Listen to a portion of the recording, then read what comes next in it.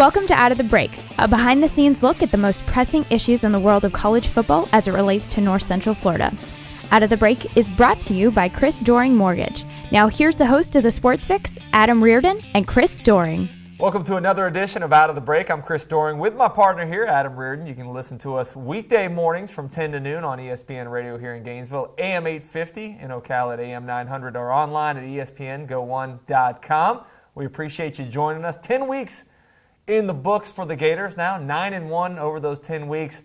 But this win over Louisiana Lafayette, I don't know if Gator fans are more upset about this win or the loss a couple weeks ago to Georgia. They do get the win, but certainly not the aesthetically pleasing win that Gator fans probably hope for on homecoming. I think when you schedule homecoming games, for the most part, people like to bring in teams that you feel like you're going to handle quite easily. That's why into halftime, and everybody's going to have a great time, and it's going to be a great weekend.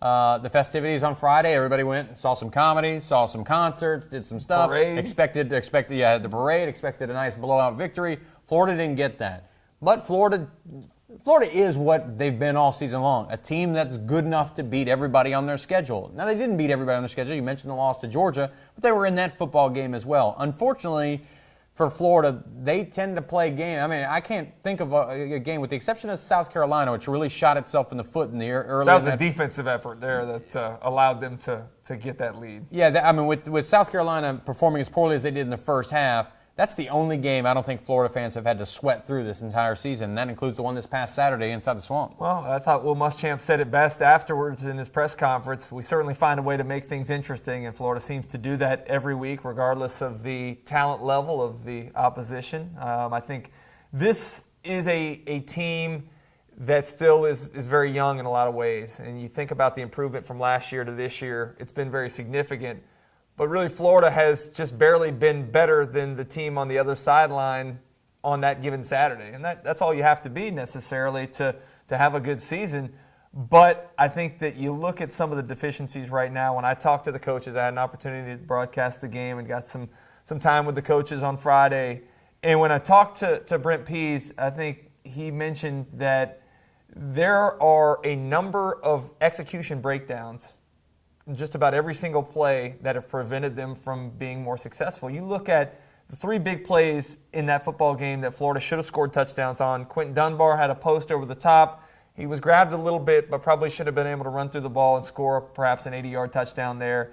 On the reverse pass, Jordan Reed holds on to the ball a little bit long, throws it to Clay Burton on the sideline, tries to get his feet down, doesn't secure the football, and that ball is incomplete. And then the long pass down the sideline from Jacoby Brissett to Frankie Hammond. That play was there to be made on third down. Those are plays that you have to make that Florida just hasn't been able to hook up on. And so whether it's a breakdown at the receiver spot, a breakdown at the quarterback spot, certainly a lot of breakdowns on the offensive line as you give up a bunch of sacks the last couple weeks to Georgia, Missouri, and to Louisiana Lafayette. There are mistakes that need to be cleaned up. And until your offense is able to clean those up, you're not going to be efficient on third down, and you're not going to be able to put sustained drives together. Well, another reason to clean some of these things up is, let me take it back to what you were just saying before about how Florida's been good enough to beat these teams and how Florida makes it interesting. Over the course of time, these things have a way of balancing themselves out. And if you play over the course of time 50 games that are 3-point to 7-point games, normally you're going to win about 25 to 30 of them, and you're going to lose almost half of them. And Florida's won all of them this year with the exception of one against the University of Georgia. So my concern is if they don't hurry up and get these things fixed, whether it be this year or moving into next season, we're close enough now where we can start thinking towards next season that these things will balance themselves out. You can't go 3 years, 2 and 3 years by winning every single 3-point game. Last it just year doesn't you happen. lost. I mean, I think you were in 6 or 7 of them, and you went 1-5, 1-6 in those games decided by a possession or less. I think obviously things turned over and went the other way this year, and you're right. I mean, every season is a little bit of an individual difference with the way turnovers are created or turnovers are given up, and then the way you win those games in the fourth quarter. Florida's been tremendous in the fourth quarter. I think the one thing that was surprising to me in that ball game was not the offensive effort, because we know kind of who they are, but the defensive effort. The fact that Louisiana Lafayette was able to put together a couple sustained drives. They had a drive that they answered a Florida field goal with out of halftime with a touchdown drive right down the field, and then right after that, the block punt, where the special teams have been so good. This team has been carried by defense and special teams, and two of the biggest disappointments to me were the block punt and that long drive that they put together. In the end, those were the groups that made the big plays that allowed them to win the football game. But I think you look to your more consistent phases on this team, and both of those let Florida down a little bit. Well, and I think through the course of the season, Florida, this team and the offense has leaned on the defense and the special teams. You can't expect them to carry the weight for both sides of the ball, for all three phases of the football team all year long. The fortunate thing for Florida is they had a game like this against the Louisiana Lafayette. They didn't have a game like this against the South Carolina. Matter of fact, against South Carolina, it was probably their best game as a defense, and those are the more important ones. You can get away with a game like that on defense against Louisiana Lafayette. If this game were to happen, if they do this again up in Tallahassee, if the defense struggles, in any way, shape, or form, or the special teams even against the Seminoles in a couple weeks, then you may be looking at another loss. The great part about it is Florida does get the win. They come from behind. They put a drive together when they need to. They make the plays that allow them to get the victory. And the bottom line is Florida is 9-1 at this point in the season, something I think a lot of Gator fans only dreamt about back in August. We're going to take a break right now. When we come back, we'll take a look ahead. Jacksonville State on the schedule for Florida this week. What do they need to do to improve? Also, looking ahead at that Florida State game that looms ever so present there. We'll talk about all that. Stick with us.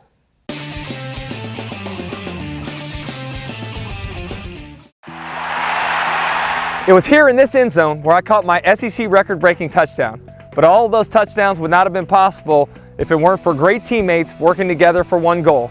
The same is true when it comes to purchasing a home. At Chris Doering Mortgage, our experienced and knowledgeable team can handle all types of loans. And like football, timing is everything. With rates at historic lows and prices from a decade ago, now is the time to buy. Call us today to put my all-star team to work for you. Chris Doering Mortgage, a name you know, a name you can trust. Welcome back to Out of the Break. Florida continues with their 3-game non-conference opponent stretch here to end the 2012 season. This opponent, Jacksonville State, I would have to think probably not nearly as good as Louisiana Lafayette. And all credit to Louisiana Lafayette. They come from the Sun Belt Conference. The Sun Belt has been tremendous this year. Louisiana Monroe had the victory over Arkansas early in the season. Western Kentucky knocked off Kentucky. So this is a credible opponent that Florida just got done playing. Jacksonville State, not so credible. On a weekend that you look around the conference, there's probably 7 or 8 conference teams that are playing FCS opponents. No, this is a weekend for FCS opponents to come to the southeastern portion of the United States and make some money. Pick up a paycheck. They're going to pick up a paycheck. Florida taking on Jacksonville State. This is not going to be a competitive football game. But I think this is good, though. This is good for Florida. After going through what you went through last week, we know Jeff Driscoll's probably not going to play this week with that ankle injury. This is a chance for Jacoby Brissett to start a football game, to not look over his shoulder, to get an opportunity to have some meaningful snaps. And remember, this was a guy that very easily could have been the starting quarterback for your team back in September. It ultimately did start the game against Bowling Green, but that job was awarded to Driscoll the following week.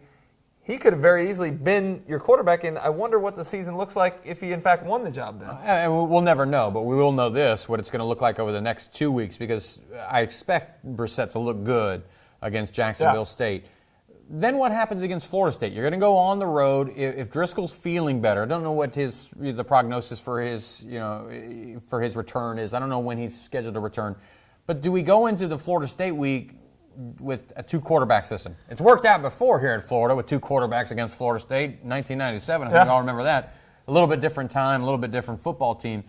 But to me, I think about those things. Now, the good news for Brissett is what you mentioned. He gets an opportunity to go out there, and I don't know that he's even, with the exception of this past week, really thrown any passes this year. Was just in there in the mop-up duties. So now he gets an opportunity to lead this football team, and I think that's something he thought he was going to do during the offseason, was beaten out partly in part due to Driscoll's legs, which ironically is what's going to keep him out of this football game. That's the point that I wanted to make, is the reason that he won that job was because of his athletic ability, his scramble ability, and what he brings in quarterback runs to this offense. So I know we're looking ahead a little bit, but if he's not 100% and he can't run as effectively as what we are used to him running, this was a guy that had 93 yards in the first half against Louisiana Lafayette the other day. Why do you start him ahead of Jacoby Brissett? Now, obviously, your offense is going to change this week. Probably not as much zone read, not as much called quarterback runs. I think you should be able to shore up your protection and allow Brissett to throw from the pocket more comfortably than what Driscoll's had to deal with recently. But it is going to be a little different game plan against Jacksonville State. The question that I have in my mind is how healthy is Driscoll's ankle going to have to be in order for him to supplant Brissett as the starter against Florida State? You mentioned the offensive line and the protection. If they struggle in protection this weekend, then, looking forward 2 weekends from now against Florida State, that could be a major, major issue. This is a weekend that, of all the units you watch, I think there's going to be two that I would watch in particular. The offensive line, protection first, and then receivers. Receivers have got to step up. You've got to get open this week. If you can't get open this weekend, you're not going to get open next weekend. If you can't protect the quarterback this weekend, you're not going to protect him next weekend. So I think this is a great opportunity. If there's ever a time to put this sort of team in your schedule, hindsight being 2020 now, knowing what we know. How great has the schedule worked out for Florida the entire year? Playing Texas A&M early in September, the way things have worked out with their byes and everything else, I thought it was perfect for Florida. And that's what happens sometimes when you have a good season. You have to have a little bit of luck and things falling into place for you. The offensive line, as you mentioned, they should dominate this week. But this is a very banged-up unit, a group of guys that they've interchanged 7, 8 different guys in there, a number of different combinations on the offensive line. They've missed some assignments. They've given up pressure off the edges. I think, as we talked about before, the quarterback has maybe not been as sound with knowing where his protection is, where he's protected and where he's not protected. But those are things that you can improve on this week. You can run the football. So I look for Florida to really try to work on the passing game. Allow those receivers to overmatch some of the defenders for Jacksonville State and get open and get some confidence. Allow Jacoby Brissett to hit some easy throws and have some success in the passing game. I think this is your chance to work on some more of that no huddle, get the tempo up, and maybe see if you can't start a game a little quicker than what you have all season long. I don't think there's any question about it. It's what you got to do. You got to build confidence this week, because if it's going to be Brissett and that wide receiver core and that offensive line going up to Tallahassee in 2 weekends, then you need those guys being confident about where they are. You can't come out of this game with question marks, especially dealing with the quarterback situation the way it is. All right, so we feel like Florida probably should not allow a touchdown this week, I would imagine, if they are able to keep their focus, even when they get to the second, third string guys. I mean, to me, I always almost account for one of those. By the way, yeah. All right. So I guess the important question is, Florida's going to win. How many points offensively can Florida score? You'd love to say Florida's going to score 50 points in a football game. I just don't see it. This year, haven't seen it yet. Yeah, I know. I don't even see it this week. I think somewhere in the 40s. I think 43 points is. That's where Florida's offense is probably going to top out. I think 45. I think 45 is a good number. I think you get a score from special teams this week. I think you get a score from the defense this week, and I think the offense shows a little bit of signs of resurgence and some chemistry together, obviously, against an overmatch. This will be one of the weeks I wouldn't want to see a score from the defense. I want to see them all from the offense. You'd like to see that, but I think Florida will be opportunistic this week. Thanks for joining us on Out of the Break for this week. We're going to leave you with the Sweat Life Fitness Minute. We'll catch you next week. Thanks again.